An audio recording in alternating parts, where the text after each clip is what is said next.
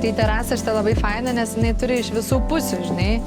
Pavyzdžiui, tu būna vasarą, jeigu karšta labai, tu nori pasislėpti nuo saulės, nes, nu, būna taip, tai tu tada eini ten pabūti, o jeigu tu, o tada, nes čia rytinė saulė yra ten vakarinė, tai vakare irgi eini ten, žinai, jau ten tokios saulės spindulių tų pagaudyti, nes visą laiką kažkaip atrodydavo gal, kad tos saulės labai norisi, bet jos ne visada norisi, jinai kartais, kartais varginanti, žinai, yra. Taip. Tai dėl to fainai, nu, vat, gultai irgi deginės, ilsiesi, vakare jau čia, žinai, taip ramu yra, tai kažkaip taip išsiplanavo. Su hamakas, matau, labai puikiai kabo. Taip.